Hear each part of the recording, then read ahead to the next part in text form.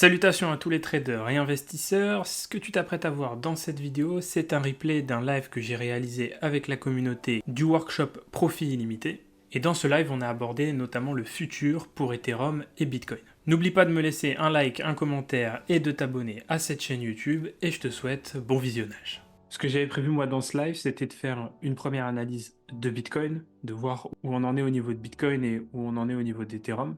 Et ensuite, de pouvoir voir un petit peu les différentes projections, aussi rassurer, parce que c'est vrai que ça peut être un peu inquiétant ce qui se passe en ce moment, mais en réalité, il en est rien, hein, c'est tout à fait normal, il n'y a aucun problème.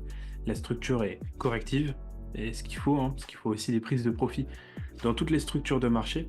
Donc l'idée, ce serait ça, ce serait de voir une première analyse de Bitcoin, et après, si vous avez des questions, on rebondit, on voit d'autres choses, et on avise au fur et à mesure. Alors, au niveau de Bitcoin, pour moi, il y a deux grosses possibilités actuellement. Donc, vous connaissez hein, les zones d'extension que j'ai tracées ici. Je me mets en weekly volontairement parce que ça permet de dézoomer. Trop souvent, dans les analyses, on voit du daily, du 4 heures, du 1 heure. Et du coup, forcément, ça fait paniquer parce qu'on voit des grosses structures correctives. Quand on prend un peu de recul avec une unité de temps weekly, en fait, on voit qu'il n'y a rien d'alarmant. Ici, pour moi, j'ai deux zones d'intervention à l'achat. Cette première zone ici qu'on voit aux alentours de 57 et 60, d'accord? Donc c'est la zone dans laquelle on est, c'est la zone qu'on travaille actuellement, qui pour l'instant fait bien le travail, hein, il n'y a absolument rien à dire sur cette zone. Et ensuite, on a une deuxième zone juste ici, qui commence à 52 et qui se termine à 47, donc qui est quand même assez importante aussi, mais qui est une zone dans laquelle je vais chercher des achats si on y vient, si on vient à venir la travailler. Pour l'instant, je n'imagine pas trop ce scénario. D'accord, mais elle est là, elle est présente. C'est une zone qui peut servir de cible, donc je la prends en compte dans mon analyse. Ok, donc premier point, on est sur une phase de correction, d'accord, on est sur une phase corrective avec deux zones d'achat qui vont être intéressantes pour nous ici. Si on regarde rapidement au niveau de l'oscillateur ici en weekly, c'est très bien ce qui se passe, d'accord, puisque on est clairement repassé en dessous du niveau des 70, donc ce fameux niveau de surachat à partir duquel on passe en surachat sur un actif, on est repassé en dessous et on se dirige dangereusement, enfin dangereusement entre guillemets, en direction de la zone de neutralité des 50 qui doit tenir. Attention, il ne faut pas qu'on repasse en dessous, mais pour moi, ce ne sera pas du tout un scénario envisageable, en tout cas pour l'instant. Et ensuite, tout simplement de repartir à la hausse avec une nouvelle impulsion haussière. Donc la fameuse prochaine vague, ou tout du moins quand on aura terminé cette correction, la nouvelle vague impulsive. Si on se remet ici sur Bitcoin et qu'on passe en échelle logarithmique, comme j'aime bien le faire pour ceux qui me suivent depuis un moment, je vais même me mettre en monthly, on va pousser le trait au maximum. Voilà, là je me remets en échelle logarithmique en monthly, regardez ici, et en fait si vous regardez, ce qui paraît, je ne veux pas dire alarmant, mais ce qui paraît un petit peu inquiétant sur le court terme, en fait c'est juste ça quoi.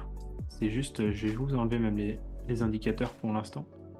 Regardez ici, c'est juste cette petite bougie qu'on a ici, d'accord? Donc il n'y a rien y a rien d'énorme, c'est une petite bougie ici, comme on a pu en avoir ici, comme on a pu en avoir là, comme on a pu en avoir ici, comme on a pu en avoir sur cette phase-là, ou alors dans différentes hausses, hein, regardez sur des hausses ici, on avait des bougies comme ça, à peu près partout.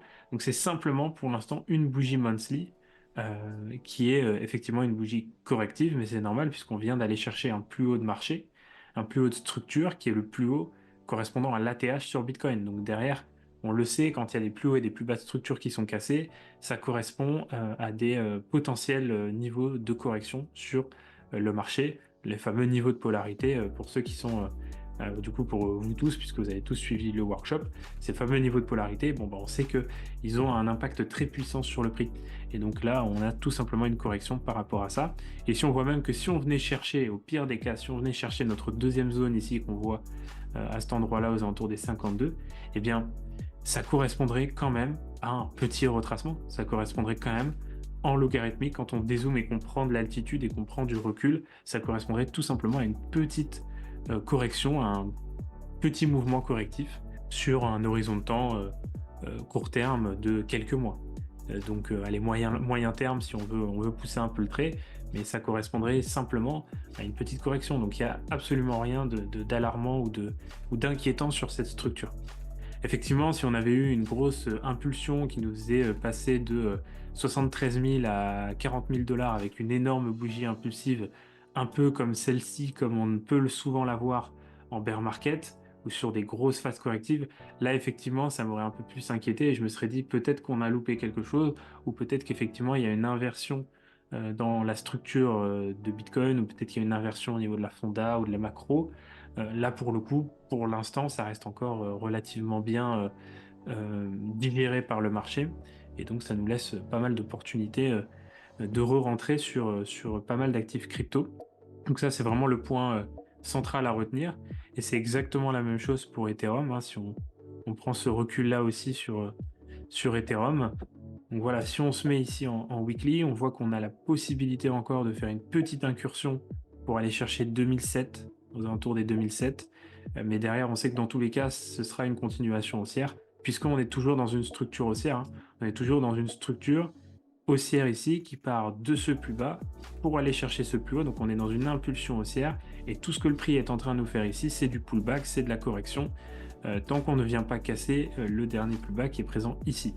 D'accord, donc on reste toujours dans une structure corrective. Donc même si le prix nous fait ça et revient dans la zone, l'objectif c'est toujours de chercher de l'achat in fine à la fin de cette correction. Et on a la même configuration de Bitcoin dans le sens où on est venu chercher ici un plus haut de structure et derrière on a eu un retracement, comme c'est le cas très souvent quand on prend des plus hauts de structure. Historiquement, pareil, la petite baisse qu'on voit ici, c'est simplement qu'une petite bougie de correction comme on a pu en avoir beaucoup dans le passé et ça n'empêche pas in fine d'avoir cette structure haussière long terme qu'on retrouve la plupart du temps sur les actifs crypto, surtout en logarithmique. Si je prends un graphique Ethereum avec un peu plus d'historique, si on met donc en logarithmique, on voit bien que cette toute petite correction ici, celle qu'on a là, c'est simplement cette petite bougie même, c'est simplement une petite correction et comme on en a eu plusieurs dans les cycles précédents. Donc voilà, rien d'alarmant sur Ethereum non plus. De toute façon, Ethereum suit notre ami Bitcoin, donc c'est Bitcoin qui, on va dire, qui donne le ton. Et Ethereum, lui, pour l'instant, continue de suivre, hein, même si on commence à voir des signes d'une potentielle Ethereum season qui pourrait pointer le bout de son nez avec la validation des ETF. Mais pour l'instant, c'est vrai que il reste encore sous l'égide de Bitcoin. Et voilà, on voit que Bitcoin, pour l'instant, il n'y a absolument pas de quoi paniquer. On reste dans cette structure haussière, là où on avait un plus bas ici et un plus haut jusqu'à la fin du bear market en 2022, et début 2023. Là, on est reparti sur une nouvelle structure haussière avec un point bas ici et un nouveau point haut ici. Donc en fait, techniquement, tout ce que le prix va faire à l'intérieur ici, tout ce qu'il va faire en termes de correction, ça reste de la correction pour une nouvelle impulsion in fine. Donc derrière, même si ça dure longtemps, même si ça dure plusieurs mois, qu'on revient dans cette zone, qu'on remonte, qu'on redescend encore, etc., l'objectif, c'est toujours d'aller chercher un nouveau plus haut. Et nous, la logique et la réflexion qu'on doit avoir derrière ça, c'est de se servir de cette lecture technique pour en profiter, pour accumuler au fur et à mesure. C'est-à-dire continuer de réinjecter régulièrement des liquidités sur nos portefeuilles crypto pour racheter des crypto-monnaies à des prix intéressants.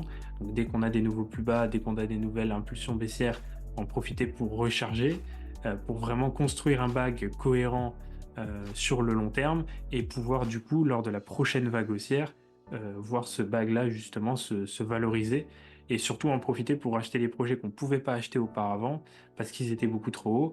Je pense à des RNTR, je pense à des Tao, je pense à des CKB, je pense à des Jasmy, etc. qui étaient tellement hauts en termes de valorisation et en termes de prix que c'était pas du tout intéressant de rentrer dedans et que maintenant, vu qu'on a pris sur la plupart des altcoins moins 40, moins 50, moins 60, voire même parfois moins 70%, ça permet justement de se positionner de manière plus sereine et à des meilleurs prix que ce qu'on pouvait faire il y a quelques mois. Donc c'est tout l'intérêt aussi de cette phase corrective et il en faut dans tous les cas. Oui, il y a forcément eu un pricing de l'ETF. Quand on a pricé cette news des ETF comme on le fait avec la plupart des news aujourd'hui sur le marché. On a anticipé depuis les 25 000 en réalité, hein, depuis les 20-25 000, on a commencé à anticiper justement cette news de l'ETF. Évidemment, une fois que l'ETF est passé, automatiquement, il y a des prises de profit parce que toutes les personnes qui ont anticipé cette validation et qui ont acheté à 20-25, ils prennent des profits quand on arrive à 50, 60, 70, ils sont à plus de x2, donc évidemment, ils prennent des profits. Donc ça contribue à ça. Puis il y a aussi le fait qu'on a pris on a cassé l'ATH. Donc ça, c'est aussi un niveau assez important. On arrive sur un plus haut historique. Donc il y a des prises de profit aussi mathématiquement sur les plus hauts historiques parce que les gens cherchent aussi à récupérer des profits. Et quand tu arrives en plus haut historique, tu sais pas le prochain prix de l'actif puisqu'il n'y a plus justement d'historique passé pour te référer et te faire une analyse. Donc hormis les extensions, tu n'as pas grand-chose pour pouvoir te baser sur un potentiel palier de prise de profit. Et donc mathématiquement, toutes ces questions-là, toutes ces raisons-là font que le marché chute et corrige. Et c'est tout à fait normal, hein. Je veux dire, on a tellement eu une accélération du prix de l'actif grâce à la validation justement de ces ETF qu'à un moment donné, il y a des profits qui sont pris et c'est normal d'avoir cette correction. Et évidemment, ça peut arriver, je dis pas que ça va arriver, mais ça peut arriver aussi sur Ethereum, puisqu'on devrait connaître à peu près le même schéma où on va avoir prochainement une validation d'un ETF Ethereum Spot. Et cette validation-là va être aussi anticipée par le marché, va être pricée par le marché. Et donc, ouais, techniquement, on devrait voir à peu près la même chose, sous condition que la SEC valide justement cet ETF, quoi. Merci à vous d'avoir regardé la rediffusion de ce live, j'espère qu'elle vous a plu. N'hésitez pas à me dire dans les commentaires ce que vous avez pensé de ce format et si vous voulez en voir davantage. Comme d'habitude, je souhaite vous remercier pour les likes, les commentaires, les abonnements, les partages, bref, pour le soutien accordé à la chaîne. N'oubliez pas de me mettre un petit like, un petit commentaire et à vous abonner si ce n'est pas encore fait. Et quant à nous, on se retrouve dans de prochaines vidéos pour de nouvelles analyses et de nouveaux partages.